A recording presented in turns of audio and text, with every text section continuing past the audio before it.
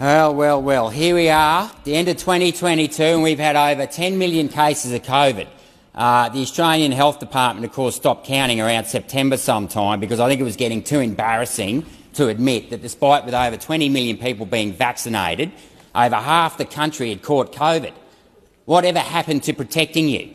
Whatever happened to protecting you? But we don't want to talk about that anymore. We'll just pull it off the website and not discuss it. We'll not discuss it. And then we've got the excess deaths that Senator Babbitt talked about before. We had 8,706 extra deaths last year, despite the fact that New South Wales locked down for 3 months. So in theory, the deaths should have been lower, like they were in 2020. But let's not count 2021 in the ABS figures, or sorry, 2020 they're not counting. Let's pretend nothing happened there. Almost 140,000 jab injuries, more than all the injuries reported from vaccines since 1971. More than all the injuries put together. You've got an injury rate that's 3 times higher, and yet the TGA don't want to look at the signal. The whole point of having a database where doctors report these injuries, where they tick the box suspected, and as the doctors say, they don't fill these forms out because they don't have the spare time. They don't have a lazy 20 or 30 minutes sitting around filling these forms out if someone fell off a bike. No, they're ticking these boxes because they believe that the vaccine caused the injury that they are reporting. And yet the TGA want to pretend that there's nothing to see here. And why wouldn't they? Because Professor Skerritt is head of an organisation that is funded by Big Pharma. That is funded by Big Pharma. Now, if you want to talk about a conflict of interest, that's it. That's it. And these guys have no idea what they are talking about. I asked Professor Brendan Murphy, who was the Chief Health Officer at the time, whether or not he'd actually read the non-clinical report into the Pfizer vaccine. Guess what? He hadn't read it. Despite that, he'd been saying for the last a couple of days earlier that the spike protein wasn't in the blood. Well, had he read the report, he would have known that they never even tested the spike protein. And they would have also known that when they did the animal trials, that the report said there was no difference in lung inflammation between the placebo group and the vaccinated group after 9 days. There was not one skerrick of evidence that showed that that vaccine was effective. But did anyone in this chamber right here, right now, actually read that report? I bet you not. But you all went out there and said it was safe and effective where you didn't have a clue what you were talking about. And shame on you, because the law in this country, in the Australian Immunisation Register says you cannot be coerced into taking a vaccine, number one, and number two is that you need to be properly informed about what is in the vaccine. Now, you've got to dig very far to get to the bottom of this stuff, but that spike protein in the vaccine isn't even the same as the spike protein in the virus. No, they've actually changed one of the nucleotides, and they've actually got a synthetic gene in the vaccine. They've added 70 adenine nucleotides to the poly-A-tail, which is designed to make it last longer. It's designed to last longer. The mRNA in the trials was shown to last for up to 9 days. The lipids were shown to last at least 2 days, and they stopped the trials, despite the fact that it doubled. Yeah, listen to this, Senator Hanson-Young. Despite the fact that the concentration of the lipids that are cationic were doubled in the ovaries from day 1 to day 2. You know what they did? They stopped the trial. They stopped the trial and they went and told everyone that it just stays at the site of injection. Well, that was a blatant lie. If you want to talk about misinformation, go and check out page 44 of the Pfizer non-clinical trial report. It was released on the TGA FIO disclosure log 239-6. I've read it numerous times.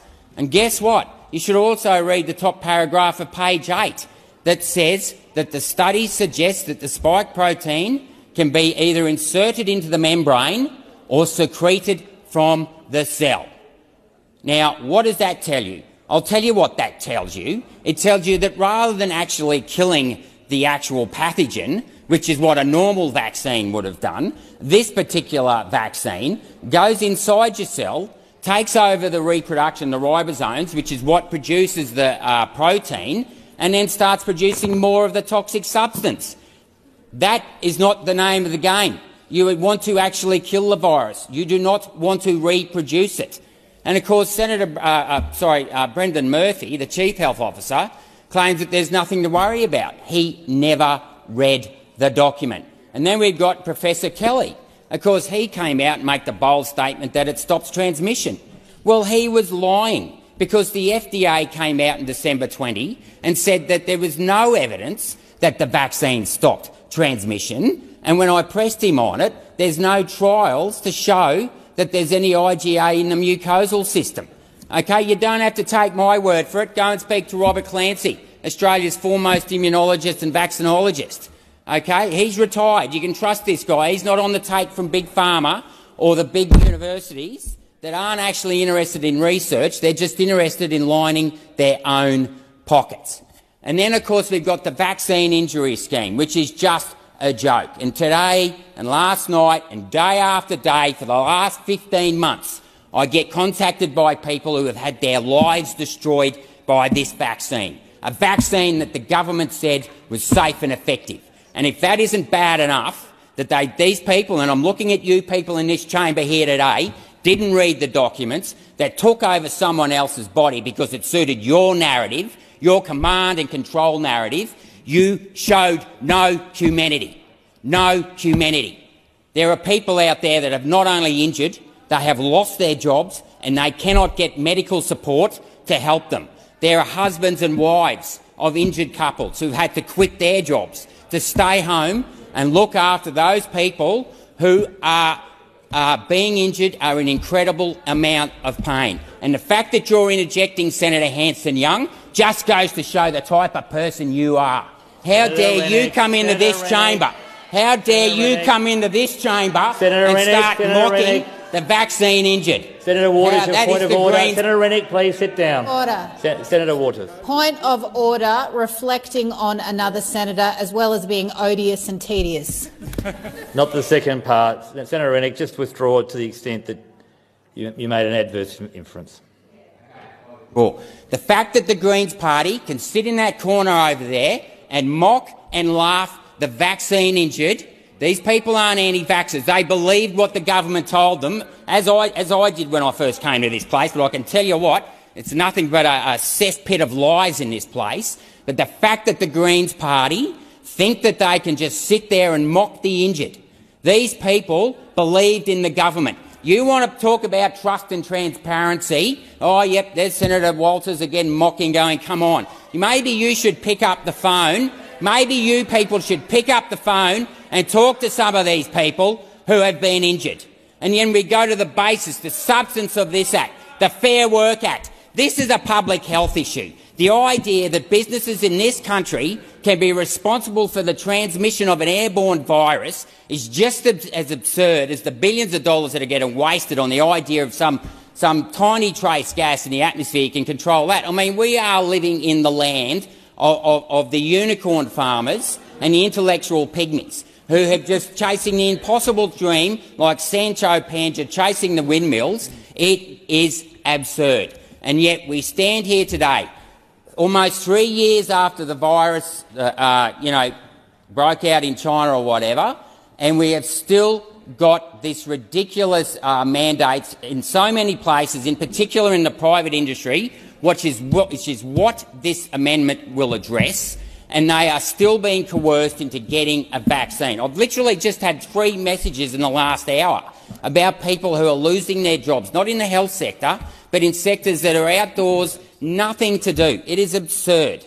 It is absurd. And it needs to stop, because the state of emergency, even at the state government level, has been retracted. And yet these people here today do not want to grant people their autonomous right to control what goes in their body. And I might remind members of the LNP that one of our values is the dignity and worth of every individual. You know, we don't believe in multi-patent bargaining because we recognise that every business is unique, and we think that, you know, the employer and employee should have the first right in deciding what's best for them.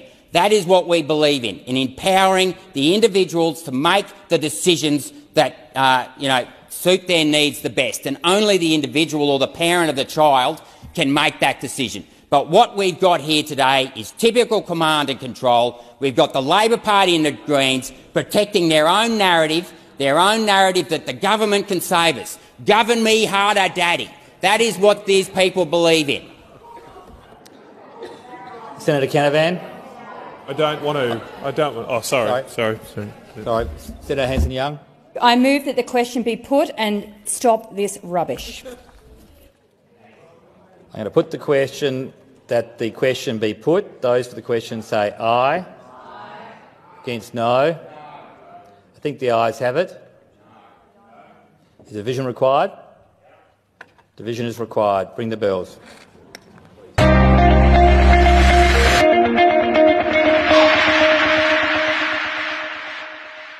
Authorised G. Rennick, LNP Chermside.